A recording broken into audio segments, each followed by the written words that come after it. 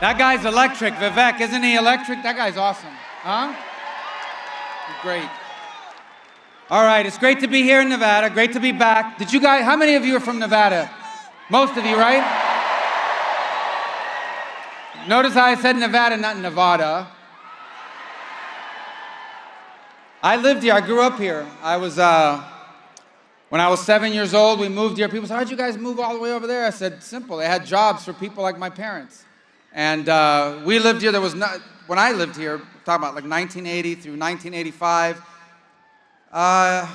it was not the kid-friendliest place in America. There wasn't that much to do, to be honest. I mean, there was an ice skating rink in Henderson.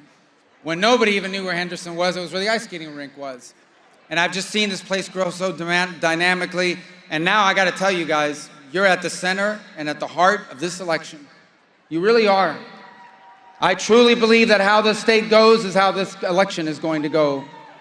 And Vivek mentioned a moment ago, we were just with President Trump in Arizona, and Arizona had a message. They're like, they're going to do their part. Ask Nevada if they're going to do their part to save our country and make it great again. So they want to know if you're going to do your part. And every time that I come here, I'm reminded of my childhood, and I think that's important because I think about my parents for a moment. My parents were immigrants from Cuba. There's Cubans here? All right, be careful with the Cubans. Be careful with the Cubans. My parents were immigrants. They didn't really go to a lot of school in their own country. My dad was nothing more than, he was a bartender at Sam's Town. And I'm going to tell you now, I'm going to start dating myself. My mom was a maid at the Imperial Palace. Huh? That's back when they used to have this thing. That was our family outing. We used to go see this thing called Legends in Concert, which was, so the old timers remember Legends in Concert. It was like a fake Elvis, and it was like either one week it was the fat Elvis, the other week it was the skinny Elvis. Marilyn Monroe, whatever. My point is, that's the jobs they had. And you know what my parents were able to do with those jobs? A bartender and a maid? They owned a home.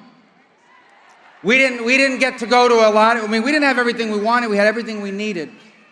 And the most important thing my parents were able to achieve is they were able to leave all 4 of their children better off than themselves.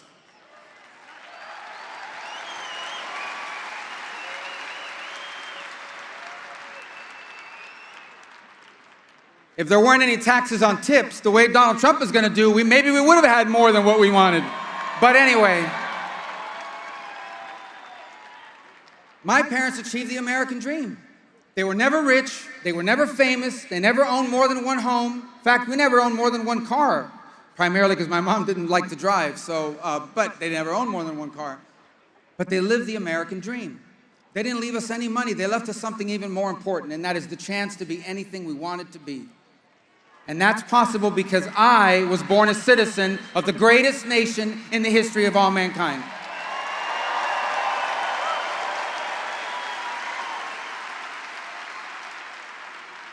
And it's important to remember that. It's important to say that. You never hear that on the other side. Not enough.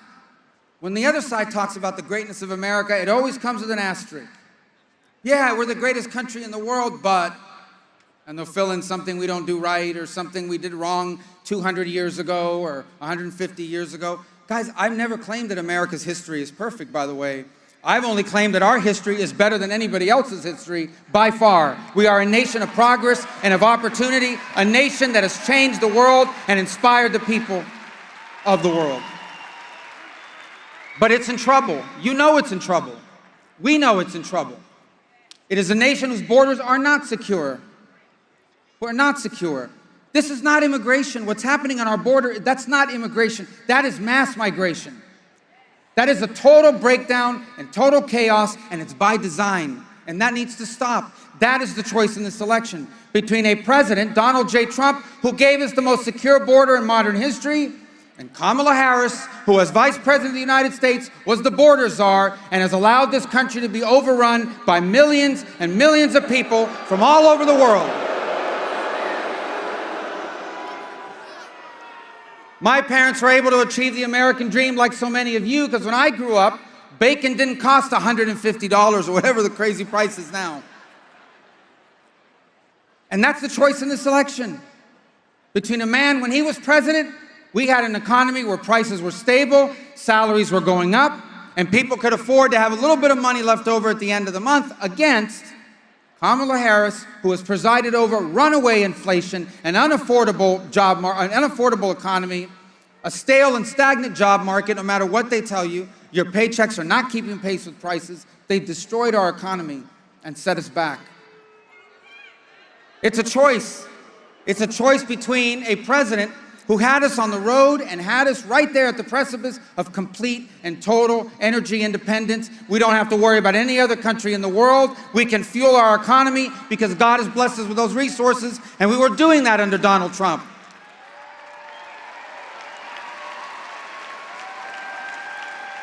And a vice president who wants to keep us from using our natural resources, and wants to force everyone to have to drive an electric car. And I like the guy who makes a lot of the electric cars, by the way. I'm not anti-electric car. I'm not anti-electric car. I've always called them golf carts, but I'm not against anti-electric car.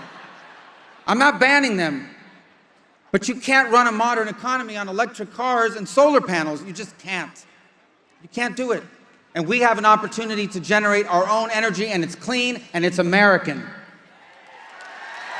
That's the choice. So what do you do? What do you do if you know you can't run on your record? And Kamala Harris can't run on a record. She was asked the other day, what would you do different than Joe Biden? I can't think of anything. And this was on The View, so it was like in the morning, 8 people were watching, and so she wasn't tired. And she couldn't think of a single thing she would have done different.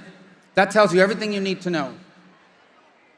We can't afford another. If we have another 4 years like the last 4 years, you won't recognize your country. You won't. A President Biden-Harris administration that had us humiliated in Afghanistan. Absolutely humiliated. In fact, it's not a coincidence that after Afghanistan happened, Ukraine happened, October 7th happened, all the stuff China's doing against the Philippines happened, and maybe Taiwan soon enough happened. Because they said, this guy's weak, Joe Biden, and America's weak because he's weak, and we can get away with it. That wasn't happening under Donald Trump. Under Donald Trump, the head of the number one terrorist in the world that worked for Iran, Soleimani, he died. ISIS wiped out. No wars were started. Ukraine wasn't invaded. Israel wasn't invaded. The world was safe. And by the way, that guy in North Korea, he stopped launching missiles. That's the strength we need in our country again. That's what this election is about. Saving our country, restoring our country, so your children, your grandchildren can inherit what we inherited, the greatest country in the history of the world. This election is about saving America, and there's only one way to save America. We have to win in Nevada. We have to win that Senate seat with Sam Brown. You got to come out and vote for him. He needs your support as well. And you need to do a huge service to your country. You need to make sure that everyone you know turns out and votes, so that in about, 12 days now? Less than 12 days, we will once again have a president, Donald J. Trump, running this country, saving this country, and making it what it belongs, a great country. Thank you and God bless. Thank you.